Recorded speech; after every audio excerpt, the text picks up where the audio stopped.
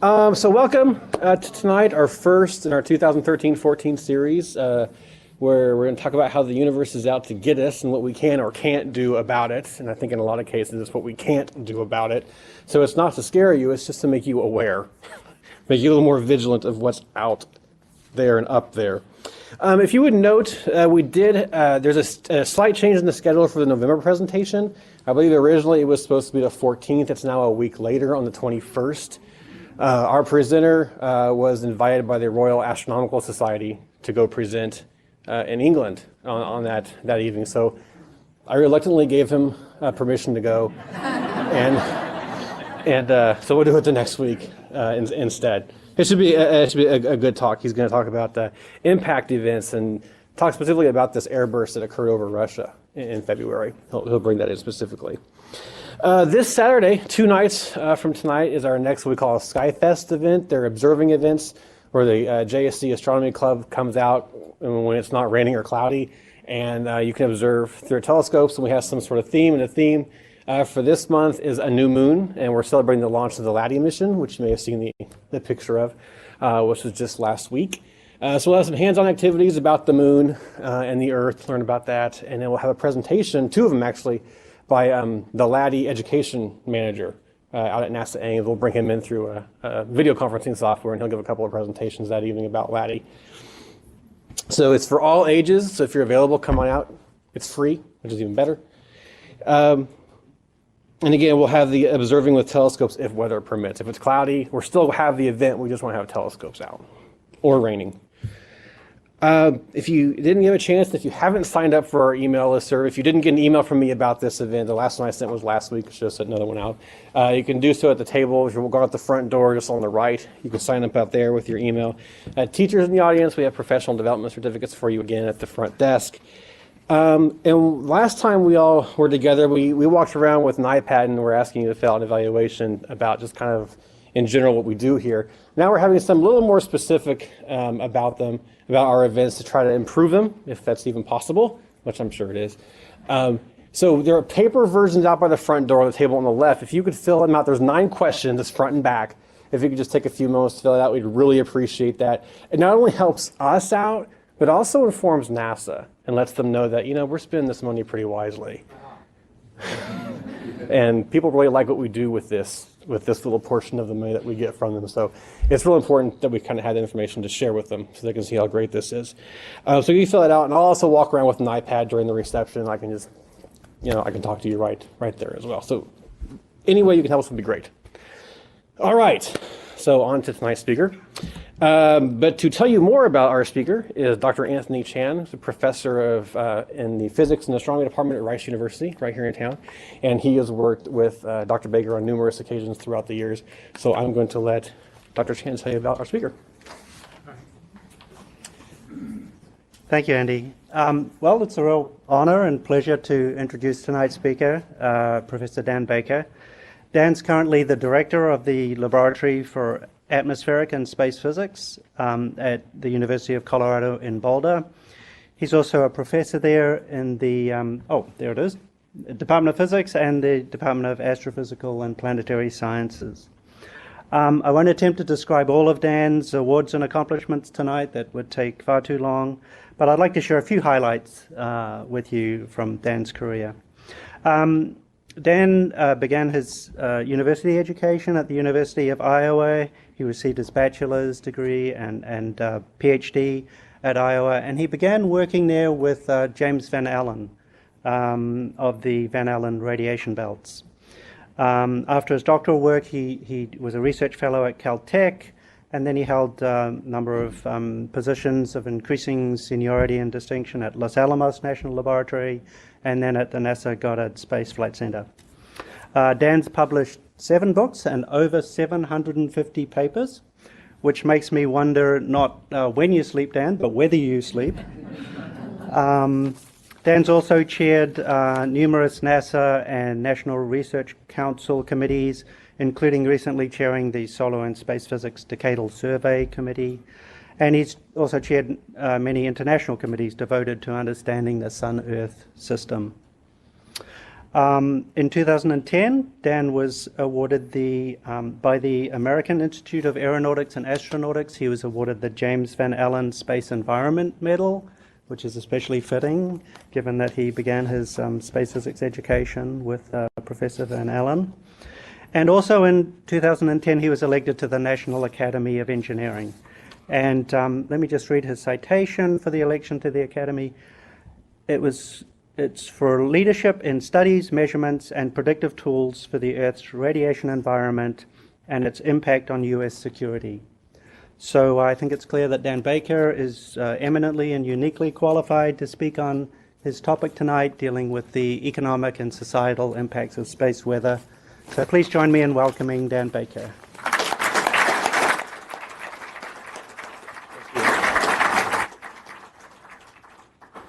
Thank you very much for that very generous introduction. My intention here tonight had been to raise an alarm about space weather. Little did I realize that the alarm would take care of it for me. So I'm glad I didn't have to do too much work here.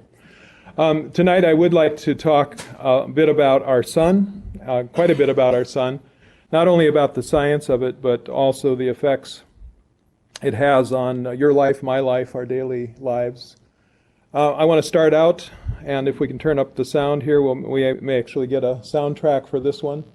But I want to remind you that we do live in the outer atmosphere of a highly variable magnetic star, and this is actual scientific data from a new mission, relatively new mission called the NASA Solar Dynamics Observatory. And to me, seeing this active surface of the sun, seeing these magnetic field structures, these bright knots of emission, and this roiling surface, these blasts of material coming out at high speed from the sun's surface, and realizing that all of this is going on this relatively minor star. It's certainly not the most active or the most prominent star in our galaxy. Seeing these regions of magnetic structure, sunspots on the sun, on all scales, seeing the roiling, boiling surface of the sun. Again, when you think about this is data taken in the phase of the sun where it was at its quietest, probably in the last 2 centuries or so. And yet you see that this is an object that is constantly moving, constantly alive, and that many of these regions really can blast out very large quantities of material that ultimately can strike the Earth and can cause significant impacts in our technological society. This is, of course, a portrayal of magnetic polarity, light being out and dark being in. And so this is truly a magnetic star, a variable magnetic star, and one that we can study in many ways in exquisite detail here in our own neighborhood.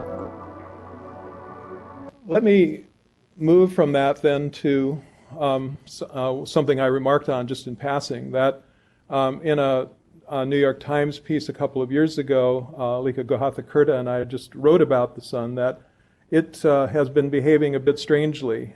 In 2008, 2009, it really showed this very, very deep, very long-lasting kind of minimum.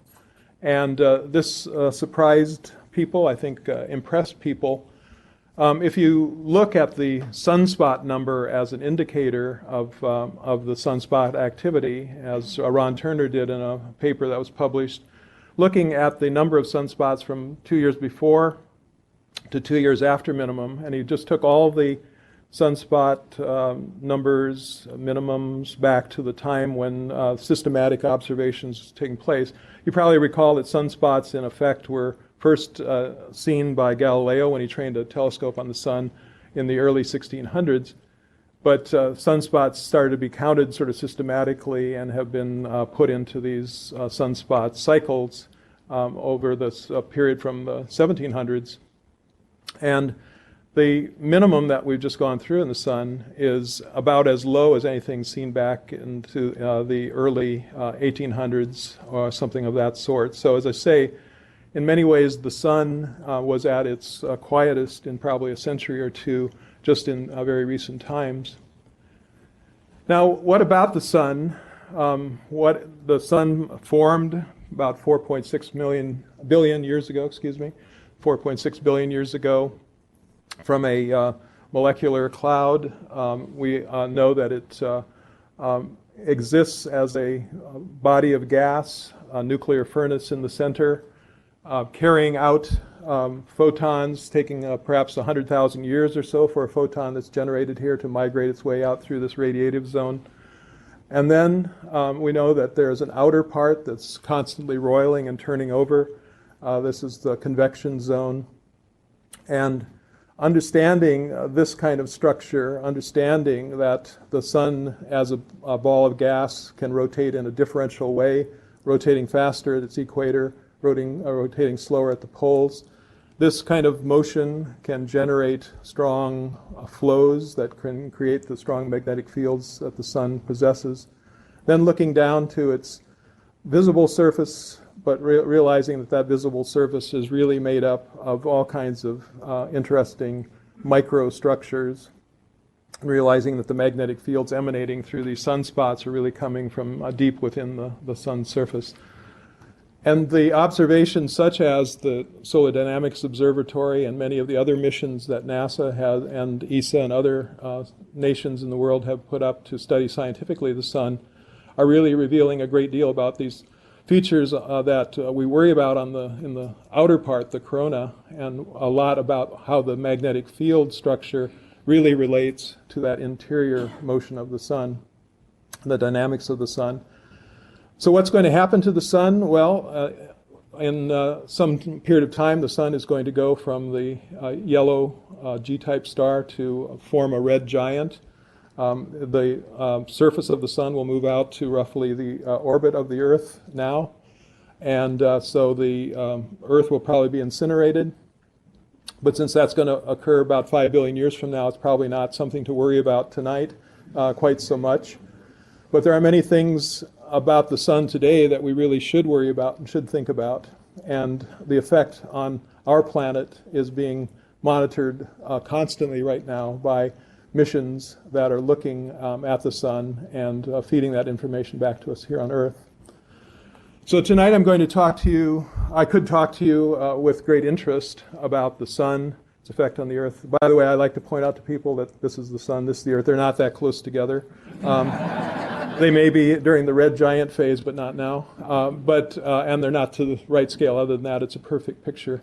But there's the branch of science that I and many of our people in the audience here love to study, which is how the sun works as a star, how it acts as a driver of the regions around the Earth and around other planets, and helps us understand the remote universe of hot gases, plasma universe.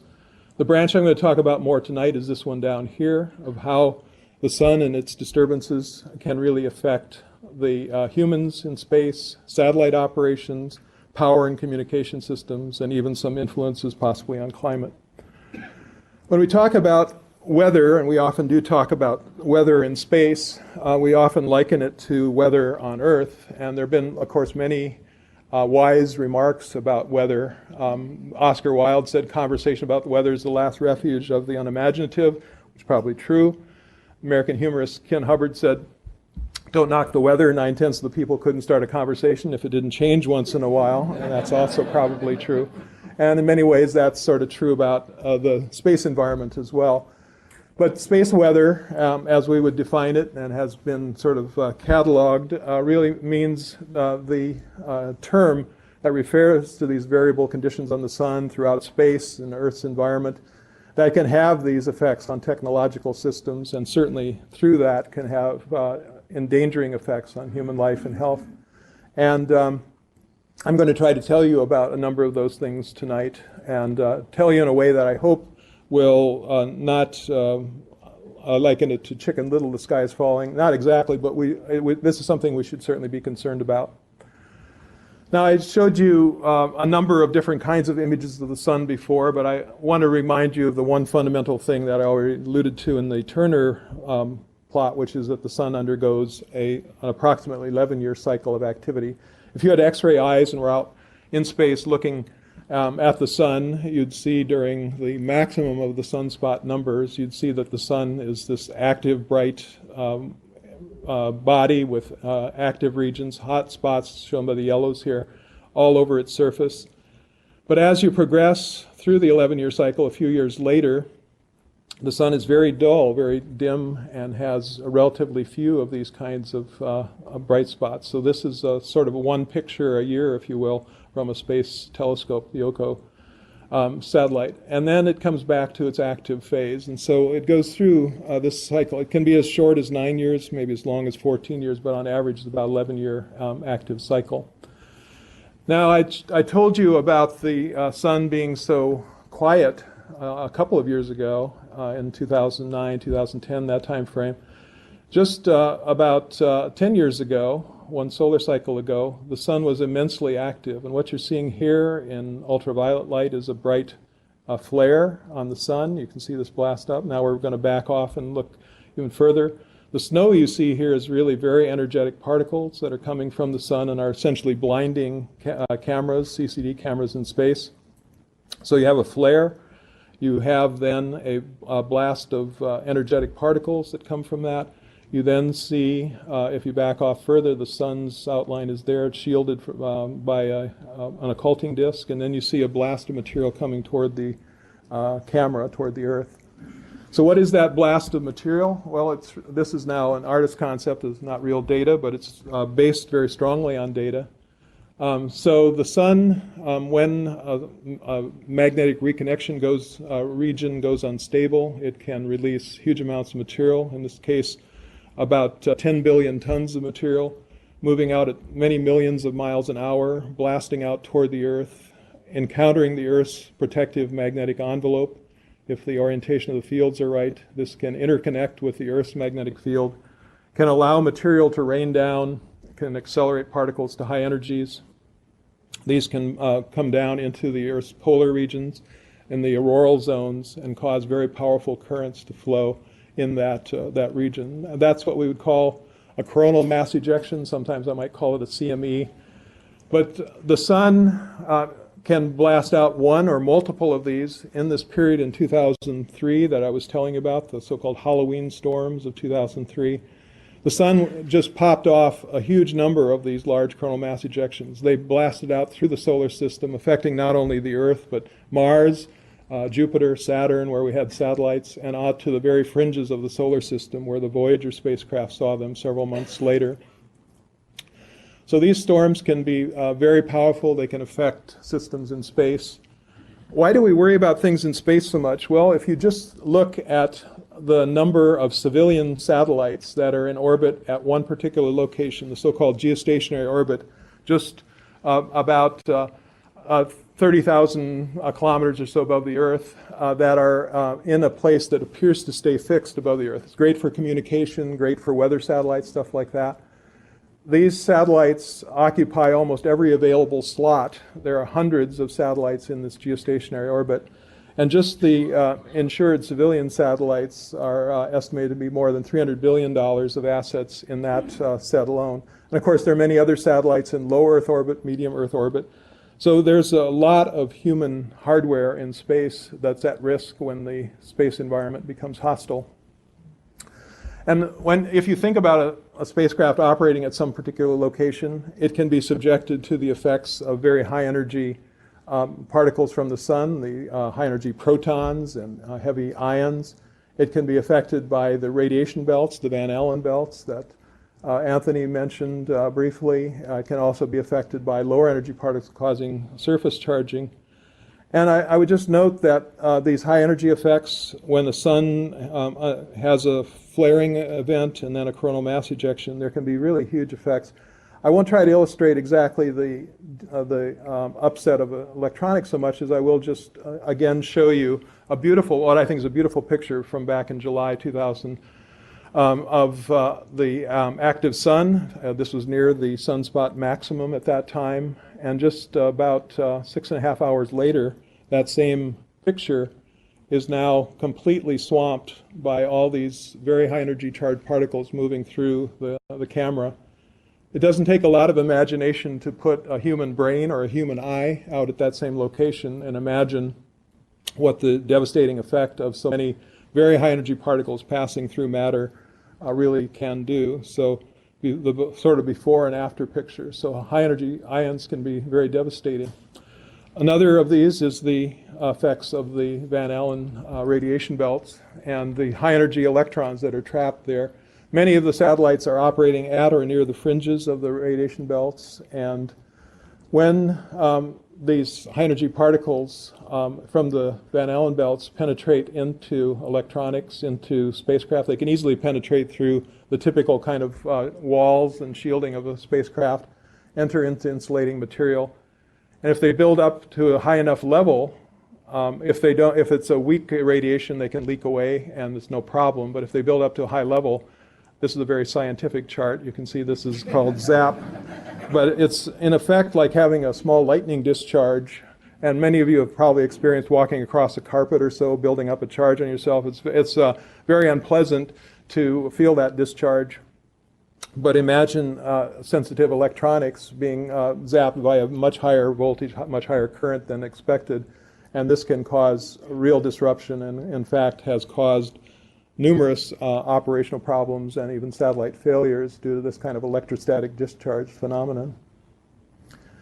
The kinds of satellite problems that have arisen have included loss of satellites at the geostationary orbit that I was telling you about before. Here, in this case, 3 of the satellites for the Canadian communication system, these were called the ANIC series.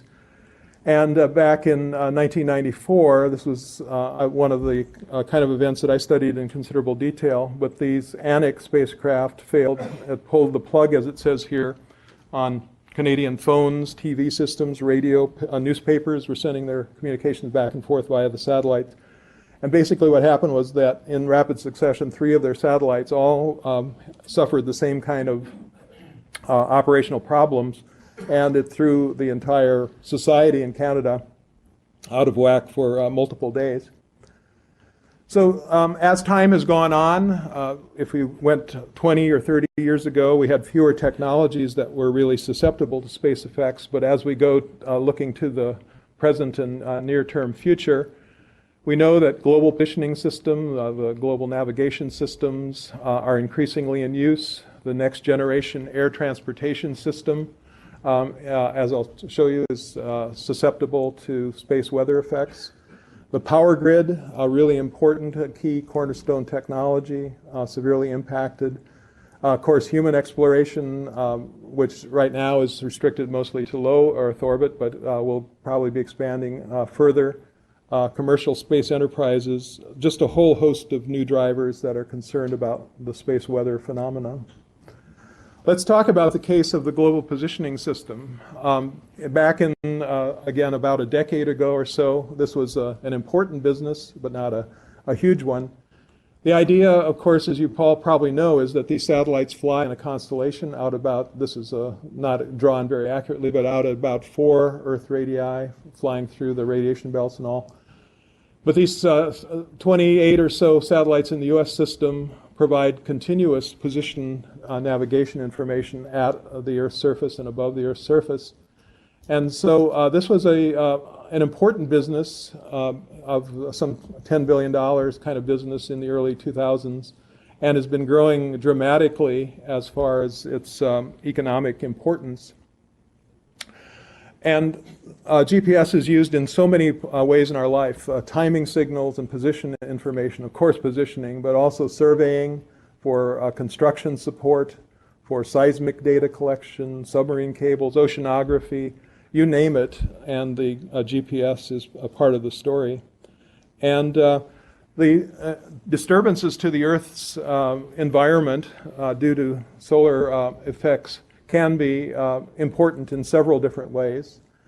The effects of in the ionosphere, creating scintillations in the Earth's ionosphere due to disturbed conditions from the sun, can lead to scintillations, which can lead to immense errors. One of the things that GPS was viewed to be very important for was to provide ranging positions for aircraft, for example. And having these kinds of scintillations that effectively change the apparent location can really destroy the capability for using this way. So range delays, scintillations, amplitude fading, all of these can be associated with more disturbed space conditions. One interesting example of this is was the Wide Area Augmentation System. This was planned to use the Global Positioning Satellite constellation to provide knowledge to airline pilots and to operators so that you could reduce the amount of space between aircraft and fly more spacecraft, presumably more reliably. But the Halloween storm that I told you about before sort of changed the view of just how well that could be done. In this, blue is good, red is bad. You may recognize the United States here underlying this. This is a color scale which shows what is called the total electron content. It's the amount of ionization that's in a column above our heads. I think this will cycle through again.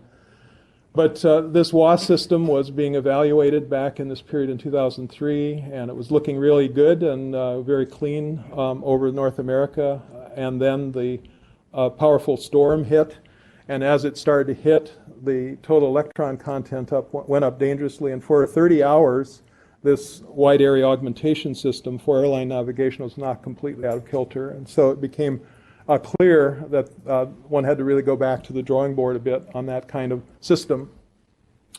Another way that space weather, the sun, can really affect us all, but certainly can affect airlines, is that we rely a tremendous amount on high frequency and very high frequency communication at mid-latitudes.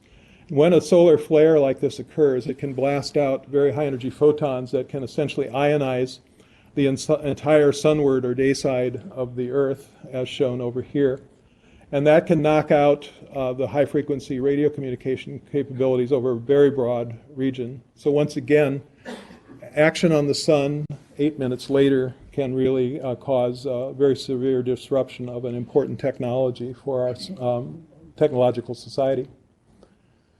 Another way that the airlines are affected has become increasingly important over the last decade or so. As you probably know, airlines used to fly sort of long circuitous routes between North America and Asia. And with long-haul aircraft like the 777s and so forth, they can now fly routes over the polar regions. This